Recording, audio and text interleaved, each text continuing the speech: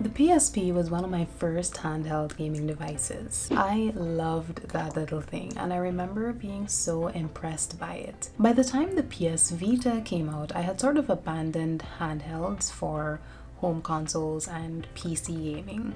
As you know, if you've seen some of my other gaming content, I recently started to get back into handhelds. I am constantly lurking on the SBC gaming subreddit, and that should tell you all you need to know.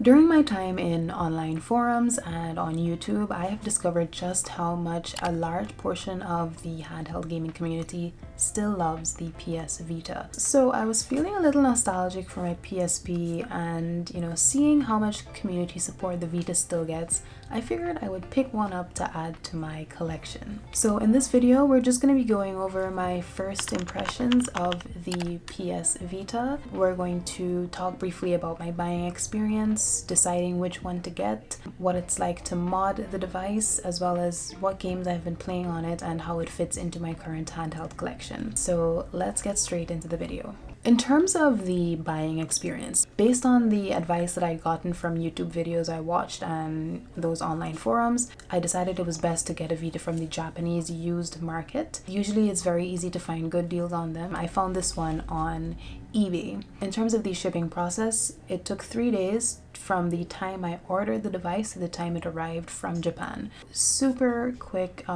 overall a great buying experience. So with shipping and everything, this device came up to 120 US dollars, which I think is a steal, given the condition of this device. It was very well packaged. It came with a proprietary memory card, which is especially important if you're going for the 1000 model like I have here, because these models didn't come with internal storage. So if you're thinking about modding your device, you're going to need to have that storage. The PS Vita 1000 model has a proprietary charging port, so you need a specific type of cable to be able to charge this or to do any sort of data transfer. So I picked one up from Amazon. They are readily available there. This one is from a brand called Fun Turbo. It came up to $9, so really affordable. This one had a lot of good reviews on Amazon. If you're looking for a cable for your Vita, definitely pick this one up.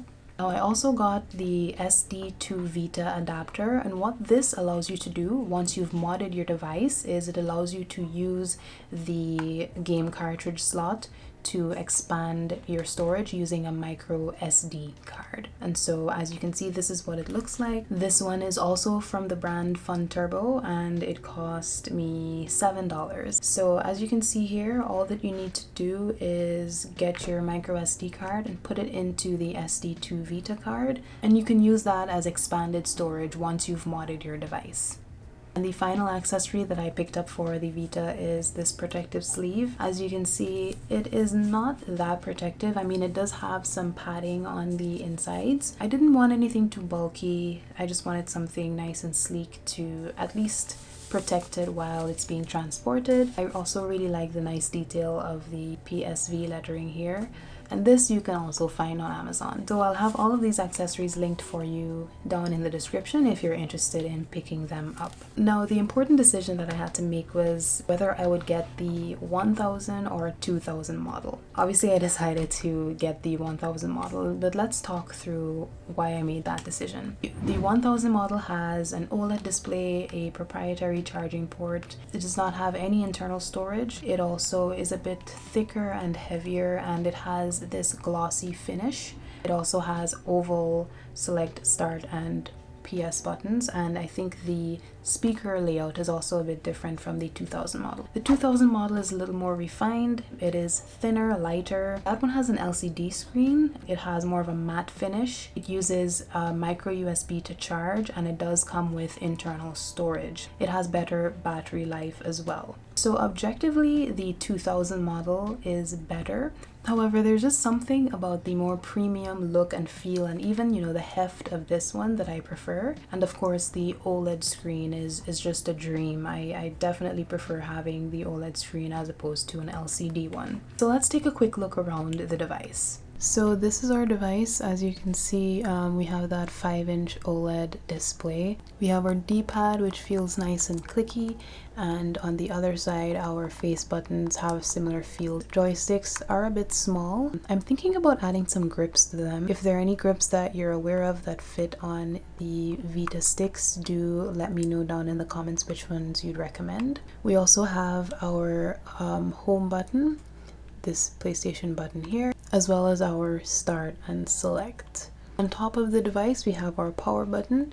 We have the game cartridge slot, which is currently occupied by my SD to Vita adapter. We have an accessory port that I don't think anyone really uses, and then of course we have our volume up and down, and of course our L and R on either side of the device. On the bottom we have our proprietary charging port. We have a 3.5mm headphone jack, as well as a slot for your memory card. We also have our touchpad on the back, as well as another camera. I forgot to mention that we do have a camera here on the front of the device, so 2 cameras in total. Now, modding the Vita is very simple. It's a process that can take place directly on the device. You just need to visit a link in your browser. There are lots of tutorials online and on YouTube that you can follow to get your device modded. Why would you want to mod it? Well, modding opens up a lot of new possibilities for the Vita. The first thing is that of course it allows you to use that expandable storage via the SD to Vita adapter. You can also install RetroArch and other standalone emulators in order to enjoy your retro gaming library. In terms of emulating, it can go comfortably up to PS1. You can install homebrew games and apps. You can have custom themes if that's something that you enjoy. You can also access Adrenaline, which is an app that houses the built-in PSP emulator on this device. So if I go ahead and click into Adrenaline here, you'll see that I get that beautiful XMB interface, and then if I click into a game, you do get that nostalgic PSP splash screen.